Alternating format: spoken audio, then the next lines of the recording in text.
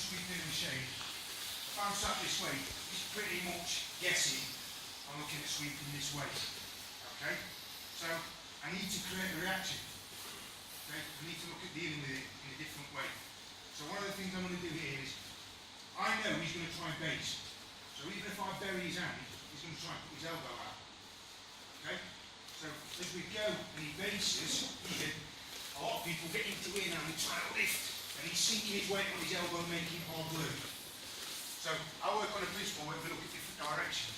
So he's based going that way. So what I'm going to do from here is, I'm going to pin that, pull him this way, and send him again. So I've created more than one direction for him to deal with. Whenever you can give that to somebody where they've got different directions to deal, the chances are they're going to fall behind the pace. Okay? So again, just a simple little technique. So in this position, Shane Briggs up, I managed to catch a sleeve, he's expecting going that way. Okay? It's a bit more experience. What a lot of guys will do is grab the knee, and that actually helps you because you just sit through then, tip the guy straight over. Keep the hand on your leg, and step your leg out. With this, he's looking to base. He knows with gripping everything I've got, I'm likely to be looking at that way. So as I go, he might even get his hand on the floor. Okay? So from there, I escape quickly and pull him. So what I'm trying to do here is, look how he's fell. I've collapsed him on his own base. Then I can steer him. And I'll keep this to come up to look for position. And I punch that grip away. Okay? Same principle works. Here you go. Found down and Shane's leg on me. Pin him. Okay? What I do is I reach, grip the belt, and I just put my hand down by the side. And as I turn, I pull him this way. Look, he's collapsed. He's gone. How easy is that, Shane? Yeah.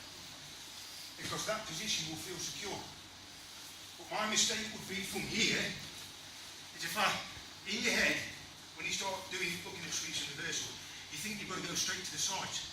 So you're starting to lift, and you think, oh, he's not going anywhere, even if he puts his leg out. Nope, there's no way I'm going to get that. But if I can trap this and bring him this way, collapse him, turn him on him. So his structure will break down. So I'm after from here. If the person does this, I want to collapse them to this, to roll them over it. Okay? Your other alternative, same thing, looking at directions. Okay, from here. If I can snatch into this in your bases, here, is I'm going to lift him over it. So you see how here, Shane puts his hand down, and I pull him over, now I can elevate him up. And you see, rather than drop down, most people fail on sweeps because the timing's wrong. What they do, especially with sweeps like this, they go on the back and then try and lift with the legs. I wonder why it feels like he's trying to deliver a baby or something. It's your timing. But even from here, if I get to this position, if I've got Shane's hand there and I can reach his belt, yeah, I pull away and I bring him in. I've got his other elbow. So again, if he's fighting that, if he thinks he's going that way, he may drive his weight over this side to compensate. Thank you. Because when I make a grip on his belt, I'll trap his elbow in. So they're coming, the underhook's great, don't get me wrong. You know, that would help with that way a lot. But if I pull this in here, he's got panic. And if he thinks, oh no, my arm's trapped, I need to get it out, while he's fighting to get that out, I go that way anyway. Can you see? So I'm giving him two possibilities, more than one direction to think about. Okay? So just have a little play. Do this one, because I think this one will make a difference to most people. So if you pin down, Shane. Yeah? Just place your hand, flip the belt, and all I do, look, is escape my hip a little bit. And I pull. Use my legs.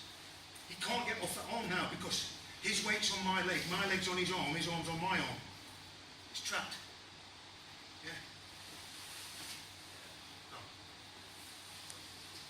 That's one of them where the guy gets in and thinks, right, hold the position, they're looking and negotiating your legs, and all of a sudden they're over. How many times have I caught you with that one, Ash? Millions. Because it's a no-key technique as well. Pin down. Stop people getting underhook and stuff. And it's almost demoralising. The second you feel your elbow's trapped, it's too late. I'm not making a big elaborate move. I'm not trying to grab it. I'm not doing this. Yeah, I don't want to telegraph. Experienced guys, they work on sensitivity a lot. I don't really cry at soccer TV adverts and things. And Shane might, I don't know. But it's, if we're in this position, and Shane's pinning, and I'm trying to grab his elbow, I might as well say to him, grab your arm, Shane, because I want to block that. Because if I just rest my arm there, it doesn't really feel anything. He's more conscious, he's grabbing a mouthful. But again, I go this way. He bases out, he gets his hand out and bases that way. Right? I underhook, I bring him up, and I do exactly the same thing the other side. Because this is trapping his other elbow. But it's not, I'm not grabbing you, am I? I'm just literally blocking. It's like, probably all done it as kids. You know, when you stand behind somebody and put the foot, somebody gives them a trick, you go, oh, it's his leg, around them. It's nothing, but it's everything. That's what this is. So have a little go at that, guys, and then we'll progress from this a little bit. Okay?